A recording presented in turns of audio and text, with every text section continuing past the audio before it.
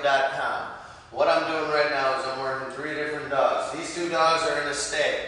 The reason why I have them on a disc is for the simple fact that dogs, for some reason, will learn to stay faster when you put them on something. Why? I don't know. I don't know why it correlates better with them. They understand. Say you have people come over. You teach them, we call that the place command. You have somebody come over, you say, hey, get to your place. They understand that that's where they have to be.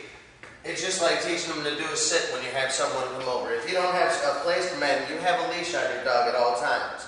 You have somebody come over, ring your doorbell 100 times. Have them on leash. Teach them that because a doorbell rings, it's not their cue to get crazy.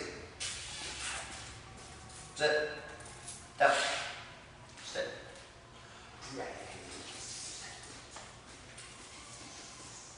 Nope. Down. My man. Sit.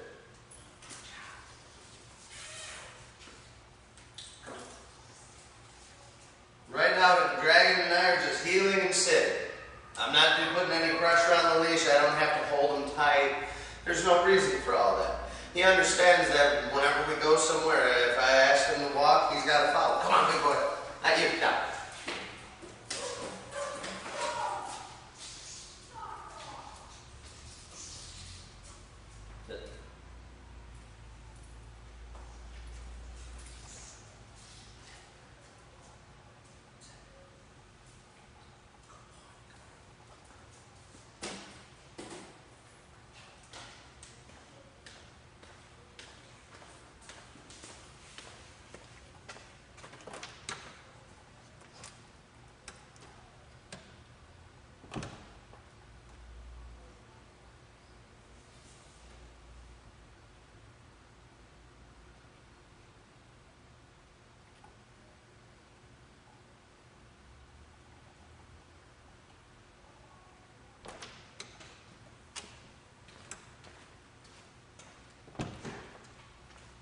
Right, good morning, Chicago. Good morning, Chicago. Hello, I'm Dan Morgan, K9WakeUp.com.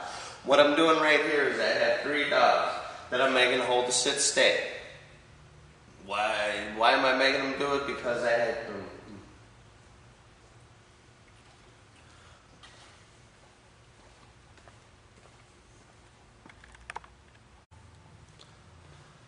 Good morning, Dan Morgan, K9WakeUp.com. Alright, what I'm doing right now is I'm doing a sit stay with 3 pretty high drive dogs. You got a boxer over here, a pit bull over here, and that's some kind of Russian breed. I don't even know the name of it, honestly. It blows my mind right now. Anyways, most people couldn't have these 3 dogs sitting inside the same room holding a sit stay. The only reason why they do it is because when I ask them to do something, I do it with integrity. I never ever let them get away with anything. I don't say, oh, because he saw another dog, that's the reason why he did that. If I ask a dog to stay, I expect him to stay, even if another dog comes up and sniffs him. Right now, he went into a down from a sit. I understand that going into a down is a lot easier, but I didn't tell him to go into a down, so I had to make him get back up into a sit. This right here is Big Bad Kilo. Big, strong dog. He's impulsive, or at least he was when I met him. But now I take him around downtown. He's fine around people. I mean, he gets his attention on me because he understands that when we're out, he's got to focus on me. Now, when he's free, he can do whatever he wants. He can pull me down the street, but if I ask him to work, I expect him to work. Even if a dog comes up and smells him, if a dog comes up to him barking, I expect him to look to me for his cues rather than say, oh my God, somebody's barking at me, I gotta go get them. You can see I haven't hurt his will in any way. He's happy as a pit bull can be.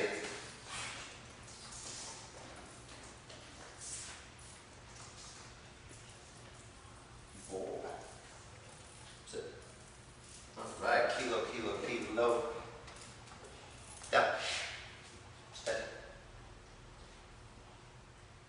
My man, come on. Stay. Up. Down. Good boy. Even though that he got up, I gave him a little hand signal to go back down. I should go correct him theoretically. He should know that he should get correction every time. But right now I'm working with another dog and it's kind of hard to do that.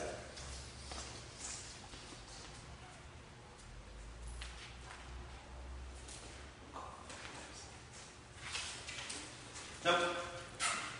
That was my fault. I stepped on his leash and came, but regardless, even though that he came and it was my fault, I can never ever make a mistake in the dog rule. I left you in a stay, you're supposed to stay.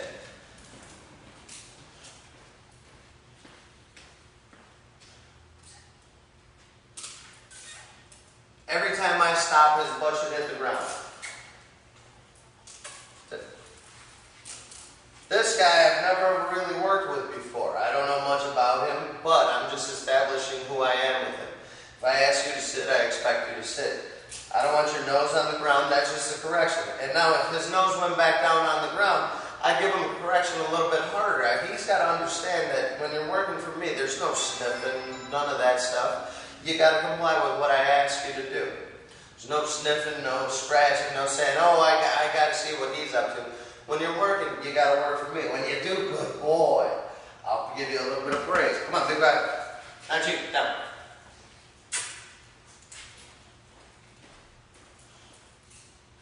Sit. Boy.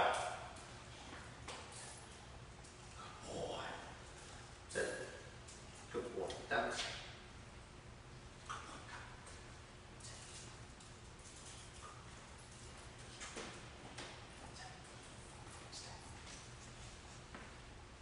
Kilo, come. Good boy. This is Kilo. I've been working with him for about a week now.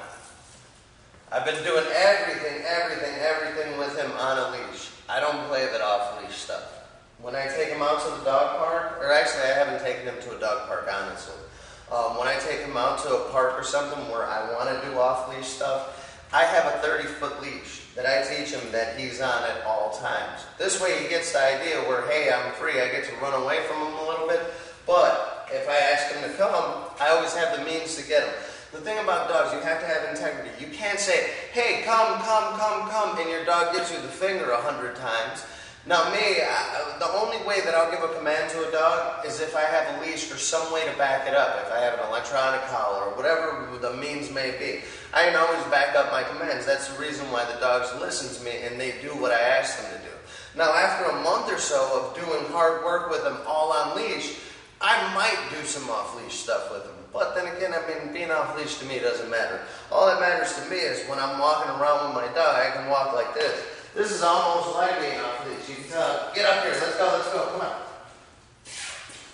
Good boy. Sit. Good boy, come on. Sit. Good boy, Kilo. Down. Stay.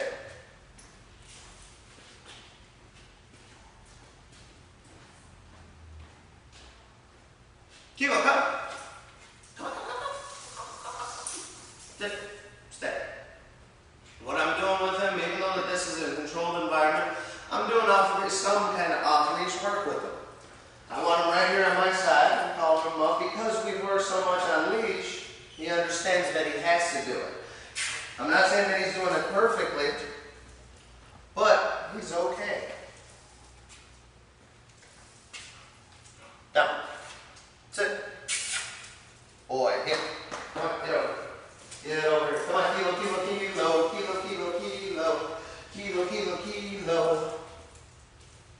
Come on, man. Down. Stay. Now, I do have treats on me. Now, you see how energetic and everything he's working? I'm not bribing him in any way. I mean, he's got to do whatever I ask him, regardless if I have treats or not. I'm just using some treats for motivation. Now, after I'm done, I might give him a few.